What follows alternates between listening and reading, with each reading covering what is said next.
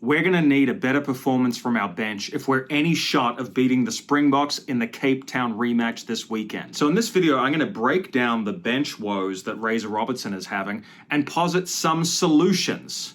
Now, before we can even talk about the bench, we need to ponder the first 15. Are changes needed? Well, after a lot of soul-searching, introspection, and rewatching highlights of the game, I've come to the conclusion that our first 15 was pretty bloody awesome. I mean, you have to bear in mind that in the cauldron of Ellis Park, the All Blacks were ahead by 10 points with 12 minutes to go. That tells you that the starting boys did a pretty good job. Robust on defense, excellent with their decision-making, and impeccable from an attacking point of view. And while it's simplistic to say that the game was entirely lost from a subpar bench, there is a big element of truth to that.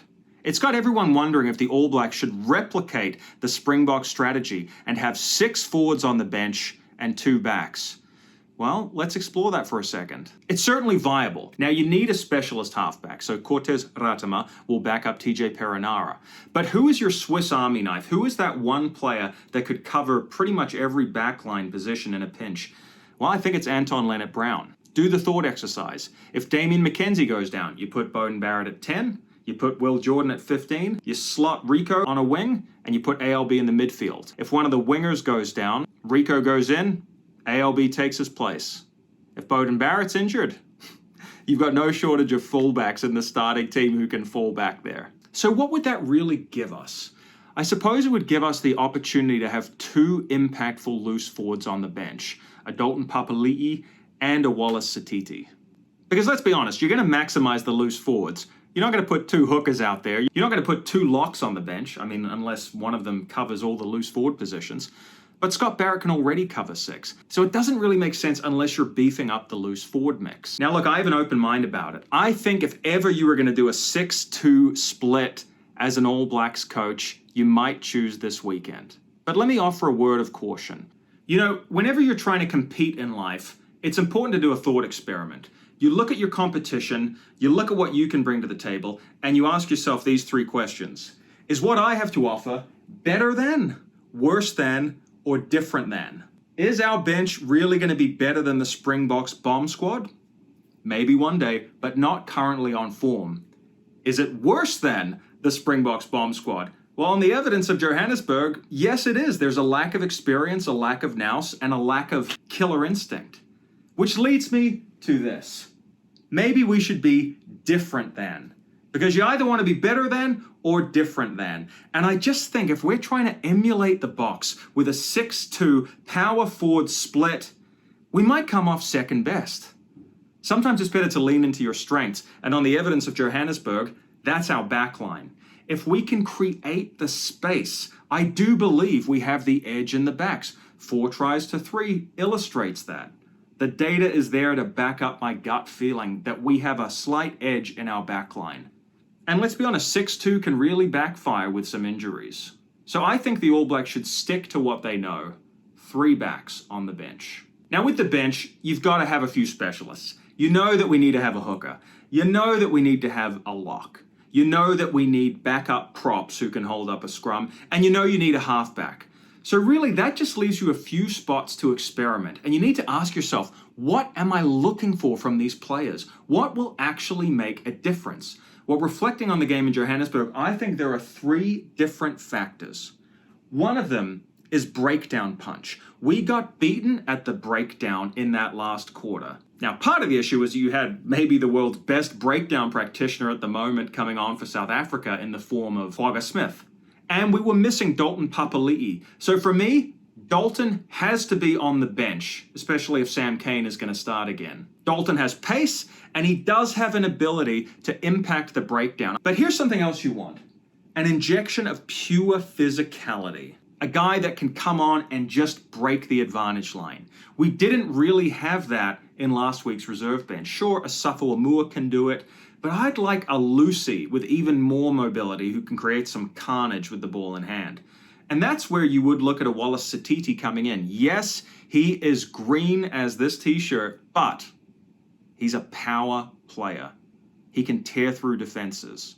He can make life uncomfortable for the opposition. If you were going to go with the 6-2 split, he would be the guy I'd bring into the mix. But either way, long term, the All Blacks are going to need a wrecking ball coming off the bench. It's what we're missing in our loose forward mix. Ethan Blackadder, he is an absolute relentless workhorse, but he looks like he might be better positioned at 7. Ardie Savea is still going great at 8. Keep him there for now. Let's not reinvent the wheel.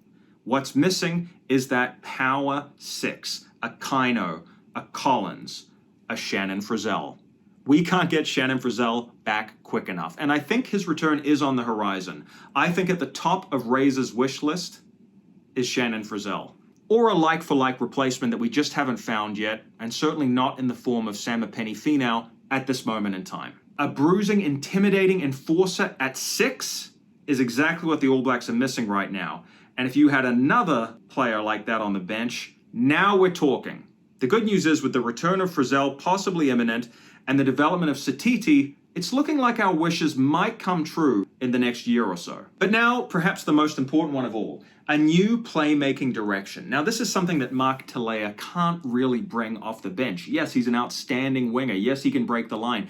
But he's not a playmaker. Look at the impact Beauden Barrett had coming off the bench against England. He absolutely changed the momentum of the game with his kicking and with his distribution.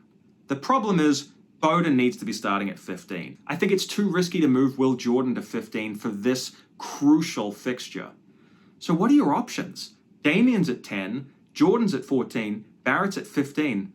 This will come as a bit of a shock, but I think that David Havili could be the option Razor's looking at. And I'm going to make a bold prediction that Havili will be on the bench this week for the All Blacks. He had an outstanding match against the Springboks in Johannesburg in 2022 when the All Blacks saved their coach's career.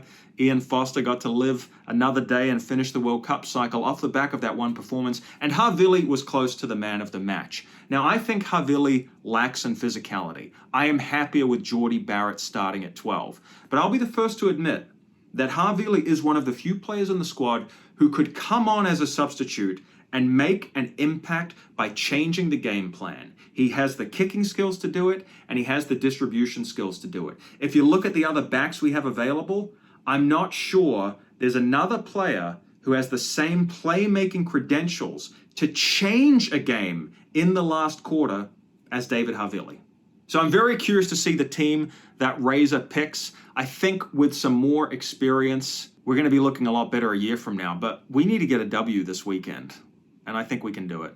A final thought, having revisited that tragic last quarter of the game, boy, did we kick away too much. You know, after managing the game really well for 60, 65 minutes, and after kicking really accurately, we put the boot to ball too often in that last quarter. We handed over possession to South Africa. They were very happy to take it, and they were able to crush us with their territory game. Can't do that again this weekend if we get a lead up. We need to kick more judiciously and less in that final quarter. All right, guys, let me know your thoughts on the All Blacks bench. Who do you want to see in there? Who is an absolute must? Can't wait to read it, and I can't wait to see the team that Razor names. I'll be back later in the week to break down Game 2, All Blacks versus Springboks, the best fixture in international rugby, in my humble opinion, although I think a lot of you agree with me. I can't wait, guys. I'll see you then. Take it easy. Bye for now.